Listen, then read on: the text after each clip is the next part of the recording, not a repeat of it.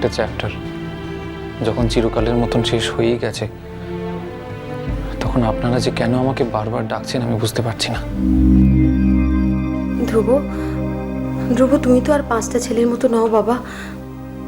তুমি আর সকলের থেকে আলাদা, আর সেই জন্যই তোমার কাছে আমি সব কথা খুলে বলতে পারছি। আমি ধ্রুব, এই মুহূর্তে মনের বাবাও আমাদের কাছে নেই, আর মনের যে অবস্থা, এই এত বড় বিপর্যয়টা আমি একা একা সামলাতে পারছি না বাবা। আর তুমি তো জানো, মন যা কিছু করেছে বলেছে সবকিছু, সেই সময় মন কিন্তু নর্মাল ছিল না। তো এখানে আমার একটা কথা বলার আছে পিকলু।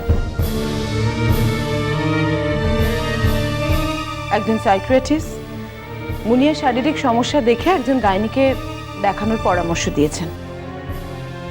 আর বৌদি কি করেছে? বৌদি এই ভুলটা করেছে যে একজন গাইনিকে না দেখিয়ে মুনিয়াকে এই বাড়ি থেকে হিড় হিড় করে টানতে টানতে অর্চিদের বাড়িতে গিয়ে ফেলে দিয়ে এসেছে। আসলে ওই কথাটা শোনার পর আমি আর মাথা ঠিক রাখতে পারিনি। আমি চেয়েছিলাম ওই ছেলেটার মুখোশ সকলের সামনে টেনে খুলে দিতে। আমি আজও সেটাই চাই ধ্রুব। আমি সেই জন্য তোমাকে ডেকেছি। তোমার সাহায্য ছাড়া আমি এটা করতে পারবো না।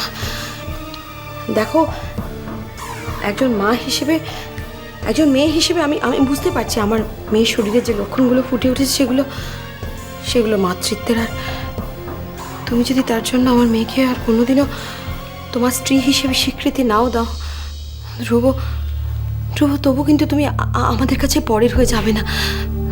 ধ্রুব, আই নিড ইউর হেল্প। আমি একটা কথা এখানে বলতে চাই বৌমা। একটা কথা ভেবে দেখো, তুমি যা বুঝেছো সেটাই কিন্তু সব নয়। অর্চির উপর তোমার রাগ আছে, অর্চিকে তুমি ফাঁসাতেই পারো, তবে মানুষ তো আমরাও চিনি। আমি জোর গলায় বলছি, অর্চি কখনো এরকম কাজ করতেই পারে না। প্লিজ এইসব কথা আমাকে আর বলবেন না।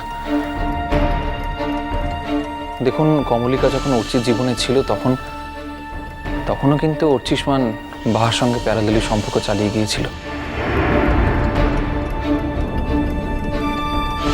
এবং কমলিকাকে দুঃখ দিয়েছিল, কষ্ট দিয়েছিল, ঠকিয়েছিল।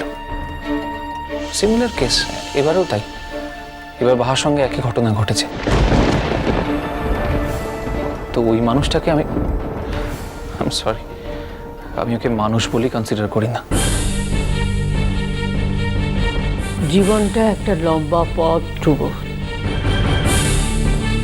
আর যা বলছো, বলতে বলতে একদিন দেখবি উল্টো কথাই বলছো।